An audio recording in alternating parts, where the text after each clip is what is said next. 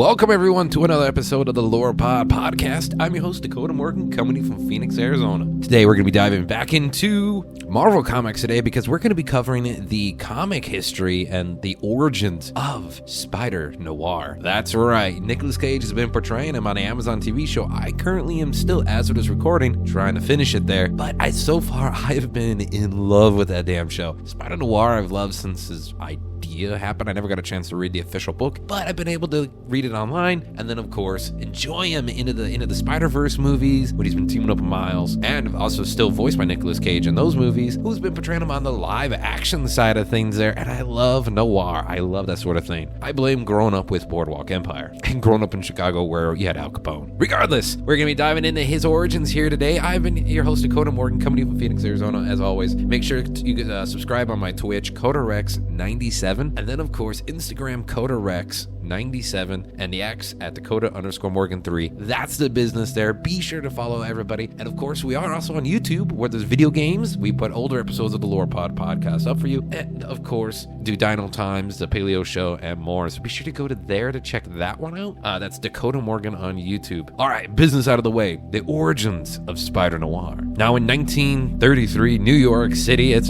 grimy, it's grungy, it's Prohibition times. If you're not American, then you don't know what that is, but it's when alcohol was outlawed, to say the least. I couldn't imagine. I have a Voodoo Ranger beer right now as of this recording. I actually have one here on my desk with me. But hey, besides that, Peter Parker is not a photojournalist in this world, but he's a private investigator reporter who is working for Ben Urich. That's right, for the Daily Bugle there. And he chases stories of corruption in New York City. And he's not exactly happy. He's more like, this is a tough, beaten down Peter. This is not sarcastic kind of guy here. Now, of course, Norman Osborn is rocking about here. In this noir universe, there is a little bit of stuff going on there. I believe there's later on where it is explored with the other heroes in noir, but right now we're just sticking with Spider-Man and his villains. Norman Osborn is a crime lord in New York City at this point, known as, you can probably guess it, the Goblin. Not Green, just the Goblin. Now, as Peter is chasing a lead, he sees illegal trade of relics, ancient artifacts and items and such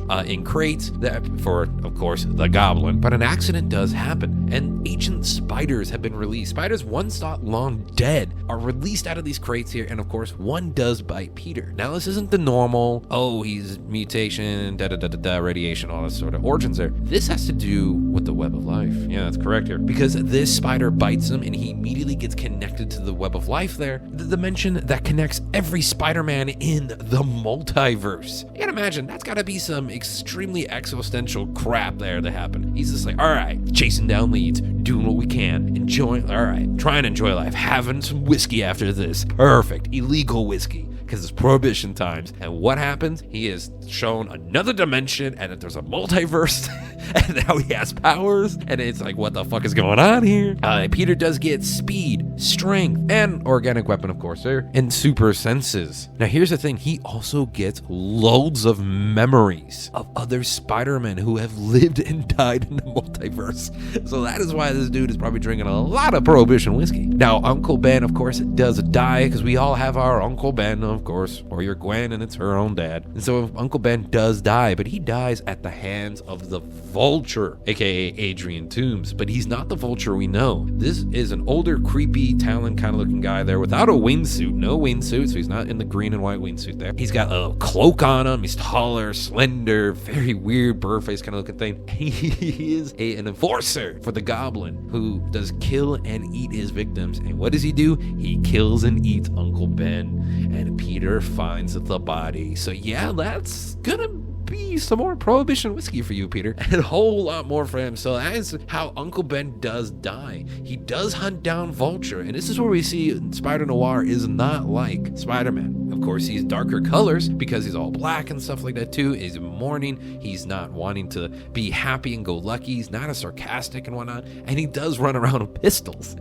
Spider-Noir does not give a fuck. So he hunts down Vulture and uses a pistol to shoot him and does kill him. Doesn't kill all of his villains, but he does kill Vulture. Aunt May, who is actually an advocate of justice, does try to stop him, though. It really makes Peter kind of question his motives and such as well, and his morality. Now, occasionally, this wouldn't be the first time, though, or last, well, it wouldn't be the last time. Spider-Noir does kill, and we'll see a little bit of that later on. And of course, this is a one-off book here, but Spider-Noir has been winning the hearts over since then in his own series. Of course, now the Amazon TV show, which is brilliant. Maybe we'll do a review on that. Let me know at the wherever on social media, maybe on the YouTube channel. Let me know, do you want me to cover the Spider-Noir TV show? I 100% will, because it's pretty damn cool. And that is a very quick kind of thing here of Spider-Noir and his history of what happened there to him. A little quick one for you guys here today, but wanted to at least, we took a week off as of this recording. It was a little week off there just due to heat and other stuff like that too. But I've been your host, Dakota Morgan, coming to you from Phoenix, Arizona. And as always, be sure to subscribe wherever you're listening to the podcast for more lore, either quick or long episodes there. That robot one we did recently was very long and took a lot of time. A robot from Invincible, the comic series there. So be sure to check that one out there, and all the other backlogs that we have from all over comics, movies, video games, TV shows, and more. I've been your host, Dakota. All my social media, Twitch, and all that in the description box down below. And of course, as always, stay creative, everyone.